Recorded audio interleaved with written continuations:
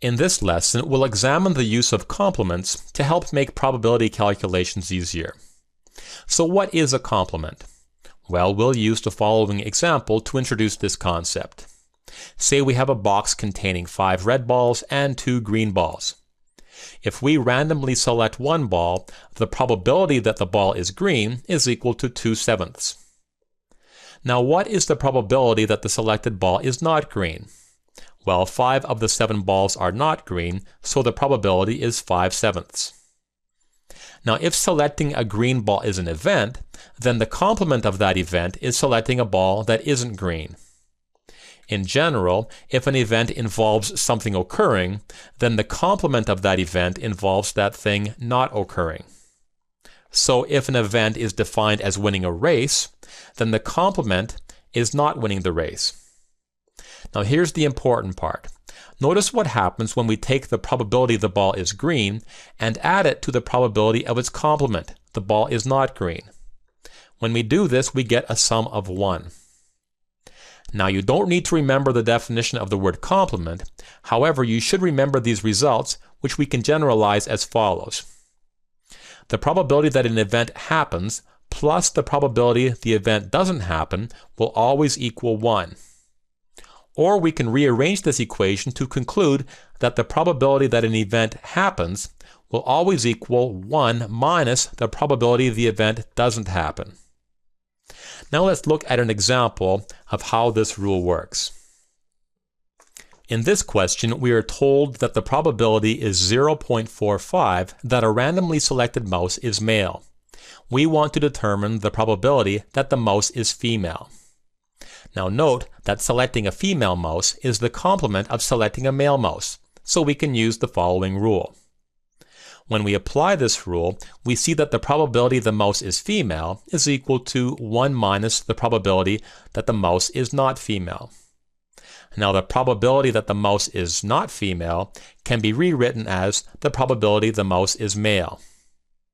Since the question tells us that the probability is 0.45 that the mouse is male, we can add this to our equation, and when we simplify this, we get 0.55. So the probability is 0.55 that the mouse is female. Now this was a straightforward application. Now let's examine a harder question.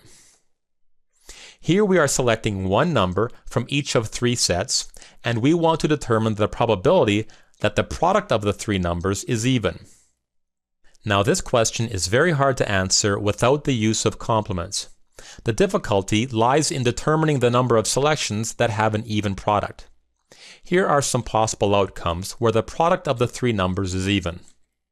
As you can see, there are many such outcomes, so counting all of them might be difficult. However, this question is much easier to solve when we consider the complement. Now, what is the complement of having a product that is even? The complement is having a product that is not even. In other words, having a product that is odd. Now, in how many different ways can we select 3 numbers such that the product of the 3 numbers is odd? Well, for this to happen, all 3 of our numbers must be odd. Since each set has only one odd number, there is only one selection where the product is odd. So given this, we're going to use complements to solve this question. So the probability that the product is even will be equal to 1 minus the probability that the product is not even. In other words, the probability that the product is odd. So we now need to determine the probability that the product is odd. To do this, we'll use the probability formula. Now we want to determine the number of outcomes where the product is odd and the total number of possible outcomes. As always, we'll begin with the denominator.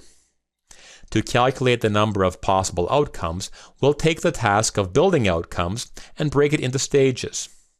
One stage is selecting a number from the first set, another stage a number from the second set, and another stage a number from the third set. We can accomplish the first stage in 2 ways, the second stage in 5 ways, and the third stage in 4 ways. When we apply the fundamental counting principle, we can see that there are 40 different outcomes. Now we'll tackle the numerator. Here we want to determine how many of the 40 outcomes are such that the product of the three numbers is odd.